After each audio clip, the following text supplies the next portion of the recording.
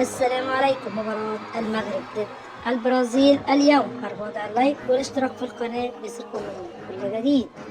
يفتح ملعب طنجة الكبير أبواب لاستضافة قمة من العيار الثقيل تجمع بين المغرب والبرازيل وديا، وذلك في أول لقاءات الفريقين بعد كأس العالم 2022. وقدم منتخب المغرب أداء لافتا للأنظار في مونديال قطر، ونجح في حفر اسمه بحروف من نور، حيث أصبح أول منتخب إفريقي يصل للصف النهائي، وكان على وشك الحصول على البرونزية لولا اصطدامه بمنتخب كرواتيا في مباراة المركز الثالث. وموعد مباراة المغرب والبرازيل الودية هو اليوم السبت 25 مارس 2023، وتقام في استاد طنجة الكبير. ومن المقرر أن يطلق الحكم صافرة بداية الشوط الأول من اللقاء المنتظر في تمام الساعة 10 مساء بتوقيت المغرب، 12 منتصف الليل بتوقيت مصر، 1 صباحا بتوقيت مكة المكرمة.